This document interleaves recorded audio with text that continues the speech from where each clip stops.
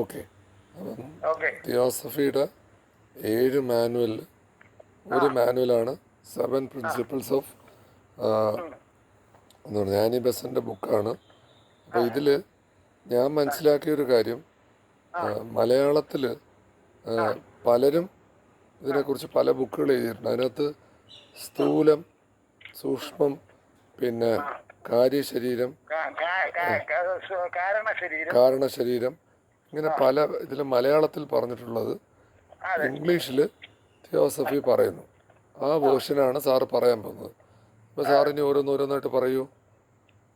സ്ഥൂല ശരീരം എന്ന് പറഞ്ഞാൽ ഫിസിക്കൽ ബോഡി, സ്ഥൂല ശരീരം. ഓക്കെ.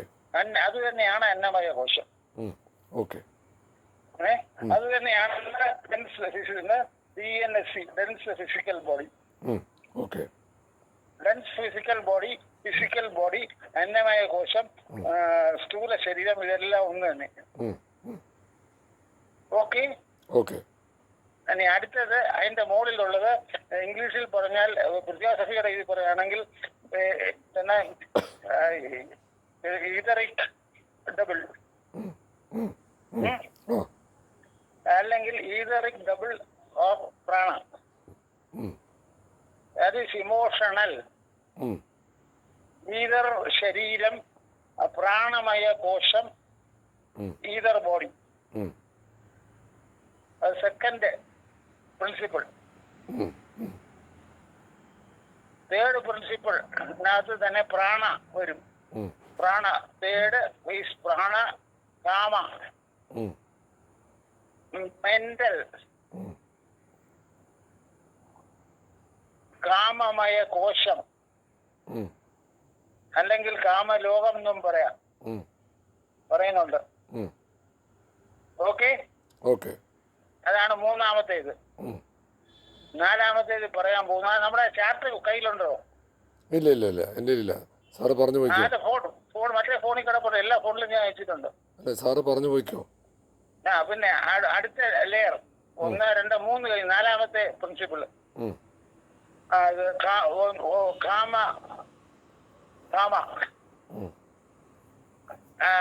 അത് തന്നെയാണ് ലോവർ മനാസ്. അത് തന്നെയാണ് എൻ്റെ ഇൻഡ്യൂഷണൽ. അതാണ് മനോമയ കോശം എന്ന് പറയുന്നത്. മെന്റൽ ബോഡി എന്ന് പറയുന്നത് അത് തന്നെയാണ്.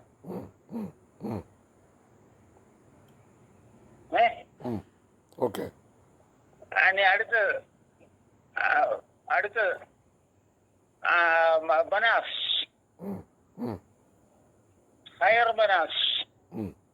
മറ്റേ ലോവർ മനാസ് ആയിരുന്നു താഴെ പറഞ്ഞു, ഇത് ഹയർ മനാസ്. ഇത് സ്പിരിച്വൽ. അടുത്തത് സ്പിരിച്വൽ, വിജ്ഞാനമയ കോശം, കാരണ ശരീരം, കാഷ്വൽ ബോഡി. ഓക്കെ. ഓക്കെ. അത് തന്നെയാണ് the inner or higher ego, that is Manas. അടുത്തത് ബുദ്ധി.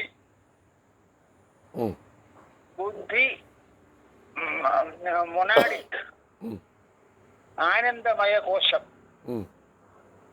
Spiritual, the spiritual divine ego, that is buddhi. That is also spiritual soul. നേരത്തേക്ക് 5, 1, 2, 3, 4, 5, 6 കഴിഞ്ഞ ഏഴാമത്തേത് ആത്മ, that is divine, that is higher self, is ആത്മ. ഇപ്പൊ ഞാൻ പറഞ്ഞതെല്ലാം ഇംഗ്ലീഷിലാ പറഞ്ഞു. ഇനി മലയാളത്തിൽ പറയാൻ പോവാം. ഇത് 7 ലോകങ്ങൾ കേട്ടിട്ടുണ്ടോ? ഭൂലോകം, ഭൂവർലോകം, സ്വർലോകം, മഹർലോകം, ജനലോകം, തപലോകം, സത്യലോകം.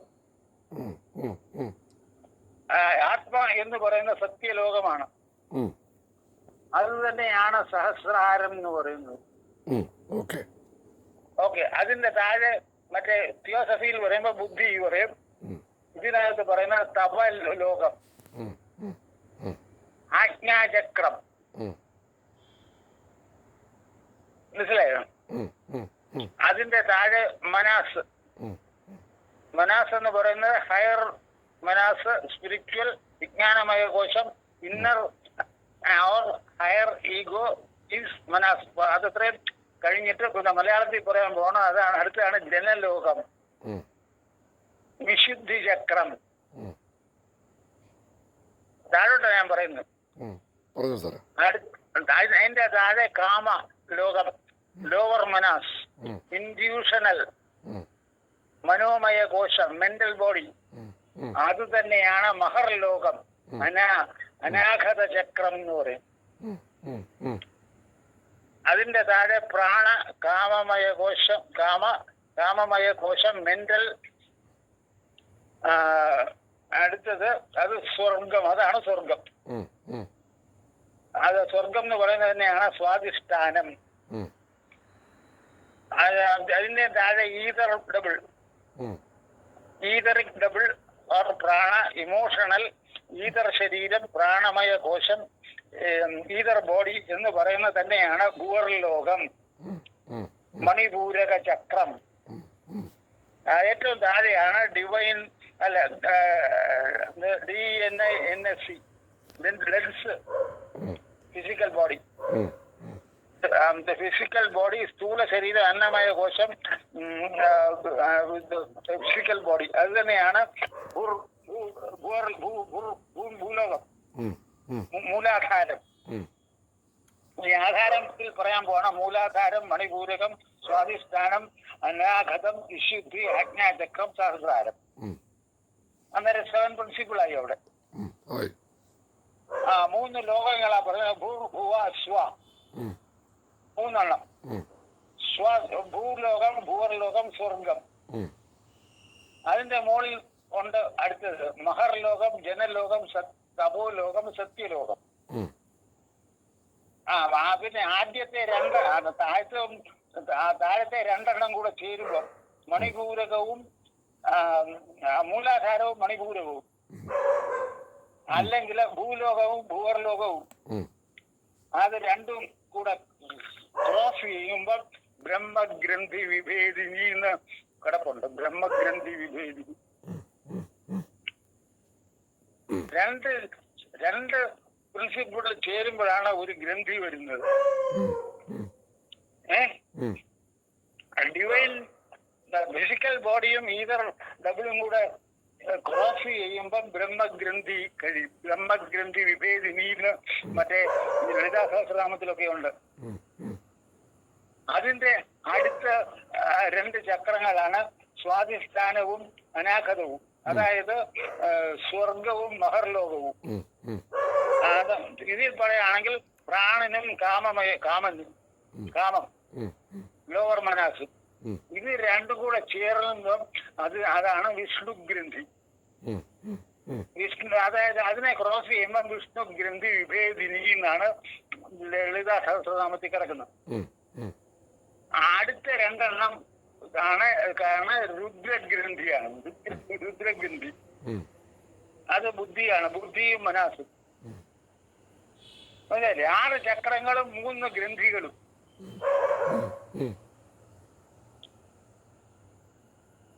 മനസ്സിൽ ആയോ?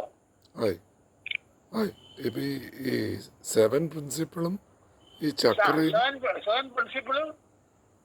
ചക്രയും തമ്മിൽ കണക്ഷനാണ്. അതല്ലോ, ഈതർ ബോഡിയാണ്, അന്നമയ ശരീരമാണ് മൂലാധാരം. ഈതർ ഡബിൾ ആണ്, പ്രാണൻ ആണ്, ഈതർ ശരീരമാണ്. അത് തന്നെയാണ് മണിപൂരകം. അത് 2 കൂടെ താഴത്തെ 2 കൂടെ ചേർന്നിട്ട് അതിനെ ക്രോസ് ചെയ്യുമ്പോഴാണ് ബ്രഹ്മഗ്രന്ഥി വിഭേദിനി എന്ന് ലളിതാ സഹസ്രനാമത്തിൽ പറയുന്നത്. 6 പ്രിൻസിപ്പിളും 3 ഗ്രന്ഥികളും. മനസ്സിലായില്ലേ? മനസ്സിലായി. ഞാൻ മനസ്സിലാക്കിയതാ പറയുന്നത്. അത് കറക്റ്റ് ആണോന്ന് എല്ലാവർക്കും അത് കറക്റ്റ് ആണോന്ന് ഇല്ല, ചിലപ്പോൾ അതിനെ ഖണ്ഡിക്കുന്നവർ കാണും. അല്ല, പക്ഷെ ഞാനിത് ഡീറ്റെയിൽഡ് ആയിട്ട് പഠിച്ചിട്ടില്ല. അപ്പൊ അതുകൊണ്ട് എനിക്കെല്ലാം അറിയാവുന്നതാണ്. ഞാൻ ഇതൊക്കെ നേരത്തെ പഠിച്ചിട്ടുണ്ട്. അപ്പം ഇത് ഭൂലോകം, ഭൂവർലോകം, സ്വർലോകം, മഹർലോകം, ജനലോകം, സത്യലോകം, തപലോകം. എല്ലാരും വിചാരിക്കുന്ന സ്വർഗം ആ വലുതെന്നും പറഞ്ഞുകൊണ്ടിരിക്കുക. ഉം, ഉം, ഉം. സ്വർഗം എന്ന് പറയുന്ന മുകളിലോട്ടുള്ളതിൽ മൂന്നാമത്തെ ഉള്ളൂ. അതിന്റെ മുകളിൽ വേറെ മൂന്നെണ്ണം കഴിഞ്ഞെങ്കിലേ ഏഴാമത്തെ ലോകം വരത്തുള്ളൂ.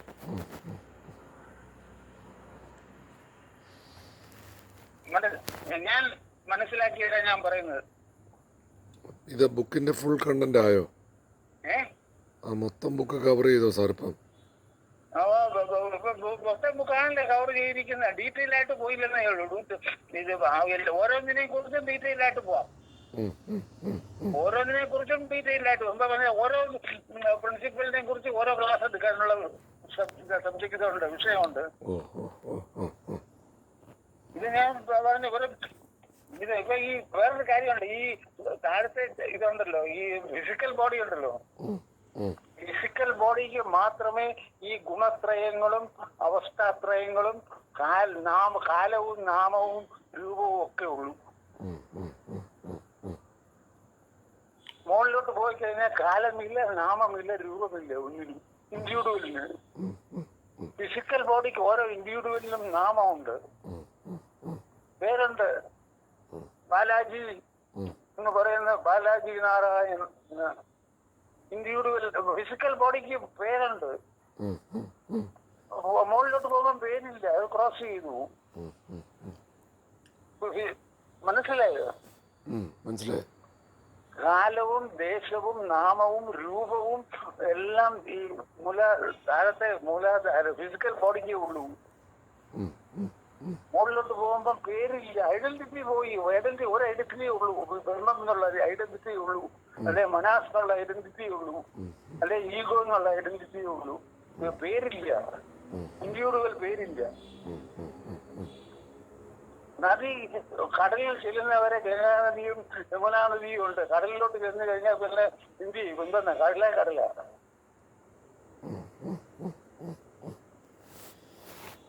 കടലിൽ ചെല്ലുന്നത് വരെ നദിക്ക് പേരുള്ളൂ.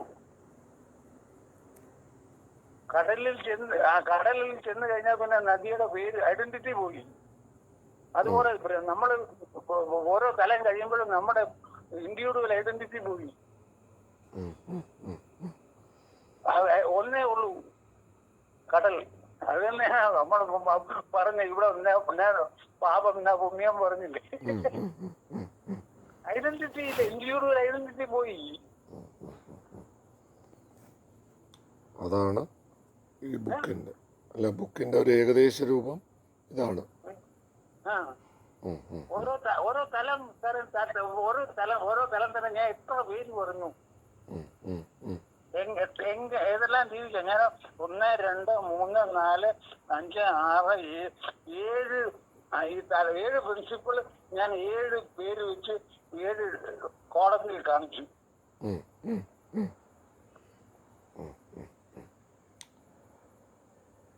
മനസ്സിലായോ? ഞാൻ മനസ്സിലാക്കിയാ പറഞ്ഞു. ഞാൻ അത് താങ്കൾക്ക് പറഞ്ഞു തന്നാൽ താങ്കൾക്കത് അക്സെപ്റ്റ് ചെയ്യാൻ പറ്റുന്നെങ്കിൽ ചെയ്യുക. അല്ല, എനിക്ക് ആധികാരികമായിട്ട് അറിഞ്ഞുകൂടാ. സാറ് പറയുന്നത് എനിക്ക് കേൾക്കാനേ പറ്റൂ. കാര്യം ഞാനിത് എൻ്റെ ഓരോ ഡെപ്തിൽ പോയിട്ടില്ല. അതുകൊണ്ട് എനിക്കത് എന്താണെന്നുള്ളത് ഇപ്പം സാറ് ചക്രമായിട്ട് കണക്ട് ചെയ്ത് പറഞ്ഞു. അപ്പോൾ അതൊന്നും കണക്ട് ചെയ്ത് പറഞ്ഞു. 7 പ്രിൻസിപ്പിൾസ് തിയോസഫിയിൽ അവരൊരു വാക്ക് പറയുന്നു, ഇതിനകത്ത് മലയാളത്തിൽ വേറൊരു വാക്ക് പറയുന്നു. അല്ല, അപ്പം ഇനി നോക്കേണ്ടത് ലെഡ്ബീറ്ററിൻ്റെ 7 ചക്രാസ് എന്നൊരു ബുക്കുണ്ട്. അപ്പം ആ 7 ചക്രാസ് എന്ന് പറയുന്ന ലെഡ്ബീറ്ററിൻ്റെ ബുക്കും ഈ 7 പ്രിൻസിപ്പൽസ് ഓഫ് ഹ്യൂമൻ ഒന്നാണ്.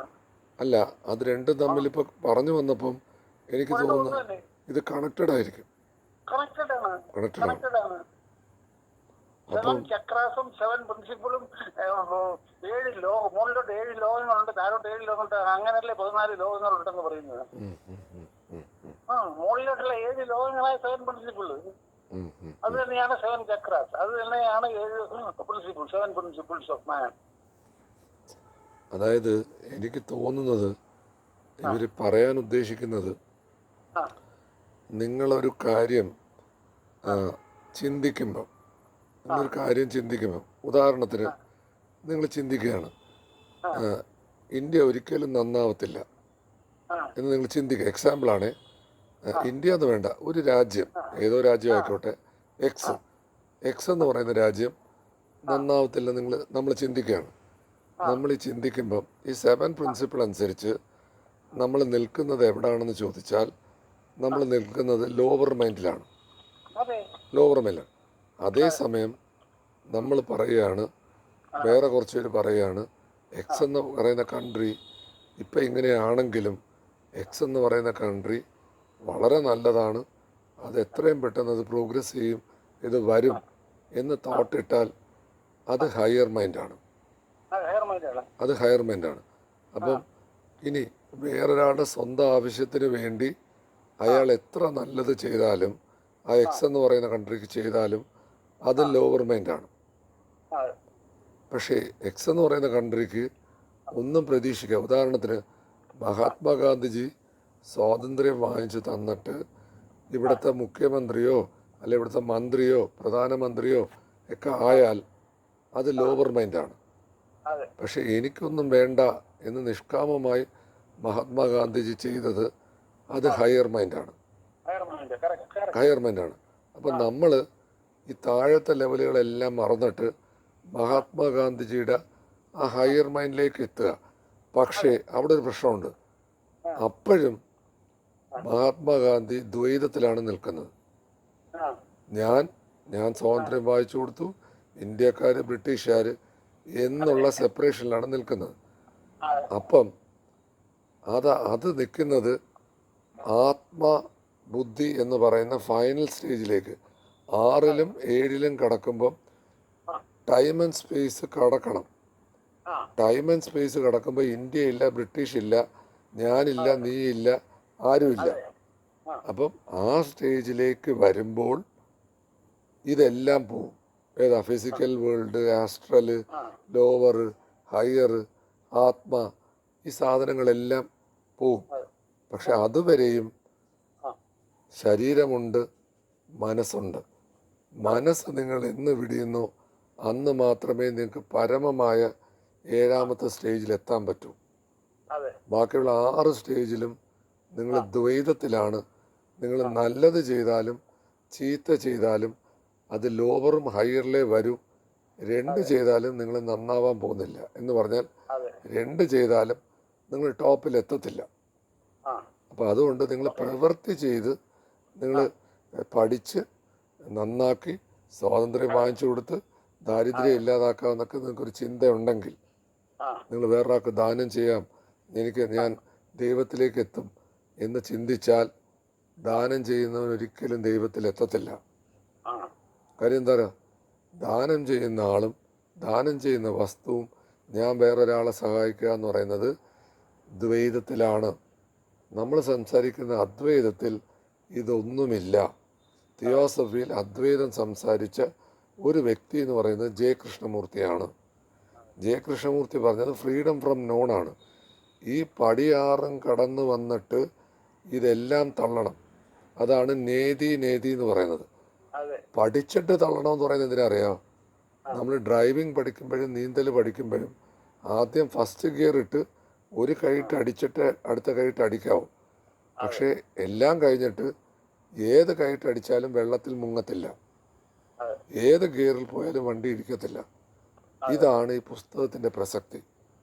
പക്ഷേ ഇത് പഠിക്കുന്നവർ സ്ഥൂലം ശൂലം കാര്യത്തിലൊക്കെ നിൽക്കും എന്നല്ലാതെ അവരൊരു സബ്ജക്റ്റ് പഠിക്കുന്ന കണക്ക് ഇത് പഠിപ്പിച്ച് കേൾക്കും എന്നല്ലാതെ ഇതുകൊണ്ട് ഒരാൾക്കും ഇന്ന് വരെ ഒരു പ്രയോജനവും കിട്ടിയിട്ടില്ല എന്നുള്ളതാണ് സത്യം. പക്ഷെ അത് നമുക്ക് പുറത്തു പറയാൻ പറ്റത്തില്ല. ഞാൻ ഒരു സത്യം കൂടെ പറയാൻ പോകണം. നിങ്ങൾ പറഞ്ഞത് മുഴുവൻ ഞാൻ കേട്ടു. നിങ്ങൾ പറഞ്ഞു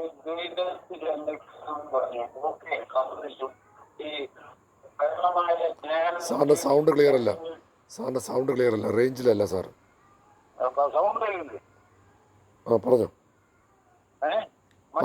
സാധാ കോള് വിളിക്കാം. അല്ലല്ല സാറെ കട്ട് ചെയ്യില്ലേ? ഇത് സാർ പറഞ്ഞാൽ മതി. ഫൈനലായല്ലോ സാർ, അത് പറ. കേൾക്കാം. പറഞ്ഞോ സാറ്.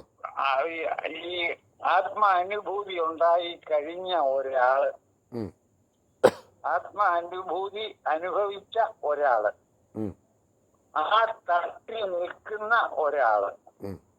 അയാള് ശരീരത്തിൽ സ്വീകരിച്ച് ശരീരം ഉപേക്ഷിക്കുന്നത് വരെ ഉം. ഈ ഭൂമിയിൽ നിന്ന് ശരീരം ഉപേക്ഷിക്കുന്നവര് ശരീരം സ്ഥൂല ശരീരം ഉപേക്ഷിക്കുന്നത് വരെ ഈ ഭൂമിയിൽ അല്ലെങ്കിൽ ഈ ഈ തരത്തിൽ പറ്റും. മനസ്സിലായില്ല?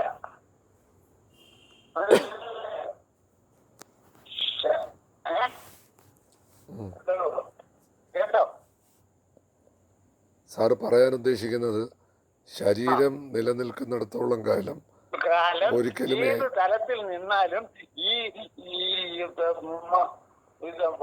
അയാളുടെ മനസ്സ് ഉയർന്നു പോകും. പക്ഷെ ഫിസിക്കൽ ബോഡിയിൽ സ്ഥിതി ചെയ്യുന്നതുകൊണ്ട് ഈ അംഗീകരിച്ചേ പറ്റൂ. ഞാനൊരു സത്യം പറയട്ടെ, പച്ചയായ സത്യം പറയട്ടെ. ഏഴാമത്തെ തലത്തിൽ എത്തുമ്പോൾ ആ എങ്ങനെയാണോ ഒരു റോക്കറ്റ് ഉണ്ടാക്കി ആ റോക്കറ്റ് നമ്മൾ സ്വിച്ച് പ്രസ് ചെയ്യുമ്പം ആ റോക്കറ്റ് ഭൂമി വിട്ടു പോകുന്നത് പോലെ സ്വാഭാവികമായിട്ട് ഡെൻസ് ഫിസിക്കൽ വേൾഡിൽ നിന്ന് അയാൾ അടുത്ത വേൾഡിലേക്ക് കടക്കും. അത് പ്രത്യേകിച്ച് എടുത്ത് പറയണ്ട, അത് പ്രത്യേകിച്ച് പറയണ്ട. അത് 32 വയസ്സായ ശങ്കരാചാര്യരും 16 വയസ്സായ പലരും അത് യഥാർത്ഥത്തിൽ ആ സ്റ്റേജിൽ കടക്കുന്ന നിമിഷം 100% കടക്കുന്ന നിമിഷം ഈ ശരീരത്തിൽ നിന്നും അത് വിട്ടുപോയിരിക്കും, ഒരു റോക്കറ്റ് പോലെ. അതുകൊണ്ട് അത് പറയണ്ട, അവസാനം പറയണ്ട, അത് വിട്ടുപോയിരിക്കും. അതാണ് സത്യം.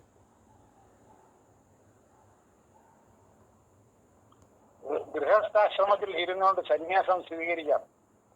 അതൊക്കെ സാറ് തട്ടുകുളപ്പൻ സാധനം പറഞ്ഞു. 100% സക്സസ് ആവും. അത് തട്ടുകുളപ്പൻ സാധനം സാറ് പറഞ്ഞു. തട്ടുകുളപ്പനല്ല, അനുഭവിക്കുന്ന ആളാ പറയുന്നത്. അല്ല, അതൊക്കെ സാറ് പറഞ്ഞു. പക്ഷേ സത്യം അതല്ല. മനസ്സിലായി. സത്യം അതല്ല. സത്യം റോക്കറ്റ് വിക്ഷേപിക്കുന്നത് പോലെ സെവൻത് പ്ലെയിനിലോട്ട് കടക്കുന്ന ഒരാള്, അയാള് ഫിസിക്കൽ വേൾഡ് വിട്ടിരിക്കും. പ്ലെയിനിലേക്ക് കടക്കുക എന്നുള്ളത് അല്ല ഉപയോഗിക്കേണ്ടത്. അതൊക്കെ വെറുതെ പറയുന്നത്. അനുഭൂതി ഉണ്ടാകുന്ന അതോ ആത്മാനുഭൂതി ആണ് പറയേണ്ടത്, അല്ലാതെ പ്ലെയിനിൽ അതൊക്കെ പോയി. അല്ല, അപ്പൊ പുസ്തകത്തിൽ നിന്ന് പുറത്തു വന്നോ? പുസ്തകത്തിന്റെ അത് ഉള്ളിലായി കഴിയുമ്പോ പുസ്തകം പോയില്ലേ? അപ്പൊ കുഴപ്പമില്ല, പുസ്തകം അടച്ചെങ്കിൽ കുഴപ്പമില്ല. അപ്പൊ പുസ്തകം അടച്ചെങ്കിൽ കുഴപ്പമില്ല. പുസ്തകത്തിനകത്തുള്ള ജ്ഞാനം ഉള്ളിലായില്ലേ, പിന്നെ പുസ്തകം എന്തിന്? അപ്പൊ കുഴപ്പമില്ല. ആത്മാനുഭൂതി ഉണ്ടായി കഴിഞ്ഞാൽ പിന്നെ സെവൻത് പ്ലെയിൻ എവിടെ ഒരു പ്ലെയിനും ഇല്ല. സെവനിൽ പോയിട്ട് ഒരു പ്ലെയിനും പോലും ഇല്ല. ഞാനും ബ്രഹ്മം ഒന്ന് തന്നെ. താങ്കൾ പറഞ്ഞ തന്നെ പാപം പുണ്യം ഇവിടെ ഒന്നുമില്ല, എല്ലാം ഒന്നാ. അപ്പൊ സമ്മപ്പ് ചെയ്യുന്നത്, ഇപ്പൊ വായിച്ച പുസ്തകം എന്ന് പറയുന്നത് പുതിയതായിട്ട് വരുന്ന ഒരാൾക്ക് പല കൺഫ്യൂഷനും ഉണ്ടാവും. ആ പല കൺഫ്യൂഷനും ഉണ്ടാകത്തില്ല. അറിയാൻ മനസ്സിലാക്കേണ്ട രീതിയിൽ മനസ്സിലാക്കിയാൽ കൺഫ്യൂഷൻ ഉണ്ടാകത്തില്ല. ഒരു കൊച്ചു അങ്ങനല്ല. പറയുമ്പോൾ വ്യക്തമായിട്ട് തന്നെ പറയാം. ഒരു കൊച്ചുകുട്ടി ജനിക്കുമ്പോൾ നടക്കത്തില്ല. ആ കുട്ടിക്ക് നടക്കണമെങ്കിൽ പല കാര്യകാരണങ്ങൾ വേണം. അതേപോലെ ആത്മീയതയിൽ നടക്കാൻ ശ്രമിക്കുന്ന ഒരു കൊച്ചുകുട്ടിയെ സഹായിക്കാൻ വേണ്ടിയുള്ള ഒരു പുസ്തകമാണ്. ആ പുസ്തകം അത്യാവശ്യം തന്നെയാണ്. ആ നടക്കുന്ന സ്റ്റേജ് വരെ അത്യാവശ്യമാണ്. നടന്നു കഴിഞ്ഞിട്ട് വേണ്ട. പക്ഷെ നടക്കണ്ടേ? നടക്കാൻ പുസ്തകം വേണം. അപ്പൊ അതുകൊണ്ട് അപ്പൊ ഈ പുസ്തകം വളരെ ഇമ്പോർട്ടൻ്റ് ആണ്. ഈ പുസ്തകത്തിലൂടെ പുതിയതായിട്ട് വരുന്ന ഒരു കുട്ടി നവാഗതന് ഇതിൽ കടക്കണമെങ്കിൽ ഇത് പഠിച്ച് ഇതിലൂടെ പോയാൽ മാത്രമേ അയാൾക്ക് അടുത്ത സ്റ്റേജിലേക്ക് കടക്കാൻ പറ്റൂ. അത് പഠിക്കുക എന്നുള്ള വാക്ക് കല, അതിനെ അത് ജ്ഞാനം സമ്പാദിക്കുക. പഠിക്കുന്ന എന്ന് പറയുമ്പോൾ അർത്ഥം മാറിപ്പോകും. സാറേ മനനം, സാറേ ഞാൻ മലയാളം പറയുന്നുണ്ടോ, ഞാൻ സംസ്കൃതം പറയാം. മനനം ചെയ്യണം, വായനമല്ല. ഉള്ളിലാക്കണം, പുസ്തകത്തിൽ കിടക്കുന്ന ഉള്ളിലാകണം. സാറേ വായനയല്ല മനനം. വാക്കുകളിൽ പിടിക്കരുത്, വാക്ക് വെച്ചുള്ള കസർത്തല്ലത്. ഈ പുസ്തകം ഇമ്പോർട്ടൻ്റ് ആണ്. ഈ പുസ്തകം ഇമ്പോർട്ടൻ്റ് ആണ്. തിയോസഫിയിൽ പുതിയതായിട്ട് കടന്നു വരുന്നവർ തിയോസഫി ലൈനിലൂടെ കടന്നു പോകണമെങ്കിൽ ഈ പുസ്തകം മസ്റ്റാണ്. ഇതാണ് ആദ്യത്തെ മാനുവൽ. ഞാനൊരു കാര്യം പറയാം. ഇവിടെ ഒരു ലൈനേ ഉള്ളൂ, തിയോസഫിക്കൽ ലൈൻ എന്നും പറഞ്ഞ് പ്രത്യേക ഒരു ലൈൻ ഇല്ല.